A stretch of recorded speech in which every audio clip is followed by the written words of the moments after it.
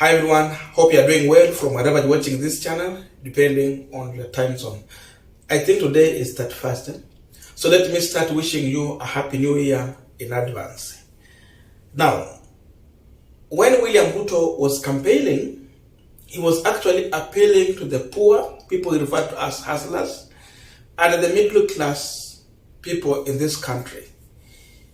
He was clear that these are the people he's going to focus and work for.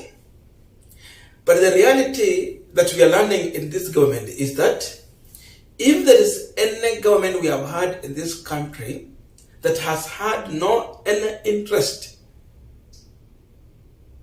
of taking care of the poor and the middle class, then it is the William Ruto government. Not Kibaki, not even Uhuru, not even Moi,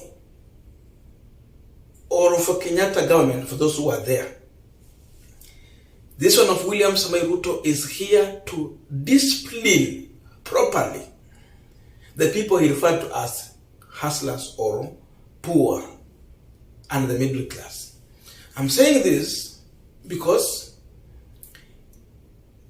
today we are learning that on 1st of January, Ruto's government has decided that they are going to increase the electricity bill by 15%. 15%. Remember, Uhuru had given subsidy on electricity so that the poor people can smile to have light and electricity in their house. This is the government that worked so much hard to complete the last mileage on electricity connectivity in this country. So the question was, once you are making this bill so much expensive, what was the reason for you to connect electricity to even the just thatched houses?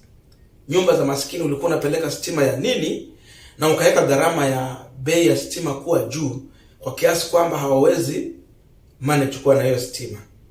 Beside this, again, if you read in the Business Daily, you're going again to learn that Ruto's government has decided to increase the taxes on a transaction from bank to M-Pesa up to 20%. Again, Uhuru had cushioned the middle class and the poor. The bank wasn't taxing that much. It has been 5%.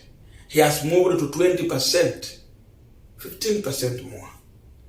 That is where we are heading. And if you go through the Business Daily of yesterday, this is what you learn. The update is that homes and businesses will from Sunday pay 15% more for electricity after President William Ruto opted against extending a multi-billion shilling subsidy initiated by his predecessor Uhuru Kenyatta. EPRA Director Daniel Kipto says the 15% discount would not be extended beyond its expiry date of December 31st, setting the stage for costly electricity and the pressure on the sky-high inflation. So Uhuru gave a subsidy. It was going to expire on 1st January. On 31st December. That means today. So William Ruto's government, from tomorrow, they were supposed to look on a way either to extend it or come up with their own new way to make sure that the poor of the poorest are not oppressed in this country. But seemingly, he assumed that there is no poor person or that everything is okay in this country. So he has again abolished the subsidy. It's not the amateur. That's where we are. And again, from 1st January. Hii ndio mambo nakutana nayo January. Kama unajipanga na school fees 2023. Money transfer from bank account to M-Pesa will attract 20% excise duty. Okay? From 5 to 20%. Hii ndio mambo unapatana nayo January. That is where we are as of now. So the question we are asking on this pipeline, what is William Ruto's intention to deal with the current situation in Kenyan economy when he starts this kind of implementation in his government? Before we answer that, a quick request. For those who are watching and you not subscribe, please consider subscribing. To our eternal subscribers, thank you so much. And again, to all our viewers, please give this video a thumbs up. Thank you, and back to this discussion. The first thing that Ruto should ask himself, when he put electricity bill high, what does that one mean for the industry in this country? What does this mean for businesses in this country? Before tuende kwa mtu maskini. This is a man who promised to create more job opportunity. How do you create job opportunity when the cost of electricity is high? That means when you go to any manufacturing and industries, cost of production is generally going to be very high, which will attract high taxes. Because of this, many people who want to go into business, what we refer as investors, will not invest in this country. They rather invest in a country which has low cost of production, that's electricity, maybe Uganda and other countries. Then from there, after they have done their manufacturing, they will now bring the finished product in this country. Two things. Already, job opportunity has gone. So he promised to provide job, but he's killing. No jobs. Number two, once the manufacturing has happened outside, and then the end product is brought to this country, already you are killing the dollar reservation. Because now we become a consumer country, we don't export, we don't manufacture, we don't produce literally. Because of this, the shilling is going to continuously lose the value. I don't know who is advising William Ruto. Ruto said that he wants to take us from where Kibaki left us. The other reality about Kibaki was that in our history, the 2002 general election gave us one of the first literate president.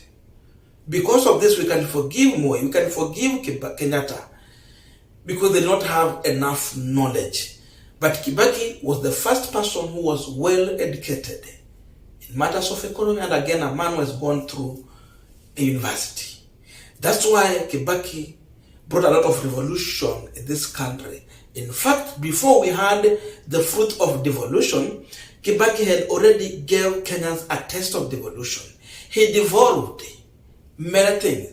He made education affordable. In fact, to some extent, subsidized nicely.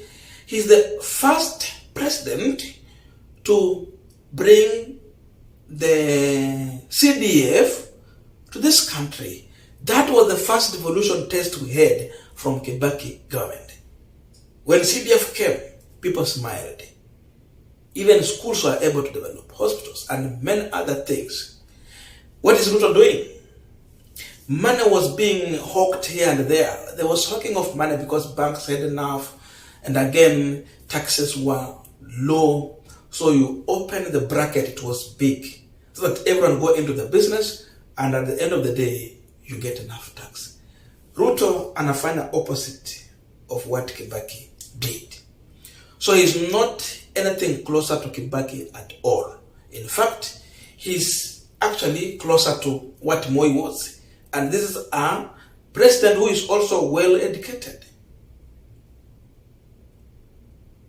Where is he taking the Kenyan country to? Anaturudisha wapi? Illiteracy ya Moi na Kenyatta ama tunaenda wapi? For me, I'm lost. This is now the president we have for hustlers. Political lesson we have to learn in a hard way. Let us go back to Mama Mboga, Boda Boda, hustler. Ruto said that he's going to make life affordable for these people. I'm just going back to my first statement. When you are connecting electricity to the poor people, wale watu wenye wangali na nyumba hadi za nyazi na matope kwa nchi, hiyo stima ilikuwa ya maana gani kama utaweka ushuru juu ambao utashinda mtu wa kawaida kulipa ndio akuwe na mwangaza kwa nyumba apate stima pia? Haina maana yoyote kabisa. Haina maana yoyote. Even the expense of connectivity of that electricity, sasa itajilipa namna gani? If you make it this much expensive, it means people will have electricity connection in their houses, but at the end of the day, they will not use it. They will not use it. And it will have no any meaning to people in this country. He talked about free Wi-Fi. Free Wi-Fi namna gani na stima umeweka hapo bei iko juu. Where are we heading to? Once the electricity bill is up, it means it's also touching on oil. He has no plan to reduce the price of oil in this country. It means, not oil, sorry, fuel. So it means the fuel price is still going to be high. That means anything in this country is going to be expensive. That's what they have not told us directly. Everything and anything is going to be expensive. So it means there's no plan to reduce the cost of living in this country. Expect high cost of living. So January is here, and the government is also here to discipline his own people mercilessly. What I don't understand is between the time when we had Corona and now we are almost ending, is there anything that has improved or changed? Because we understand many people lost their job. People lost their job. So why do you just start a year by putting more taxes on people? Kazi ziko wapi? By the way, with the speed this government is running, soon they will end up printing another new note. Itakuwa ni noti ya 5,000.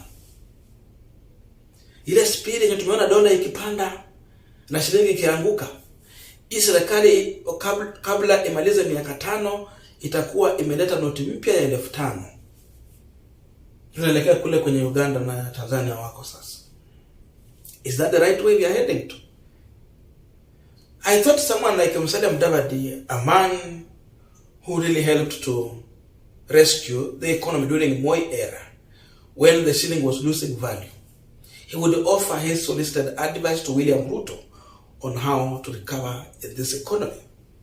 Is he doing it, or it is William Ruto who is refusing to listen to advice?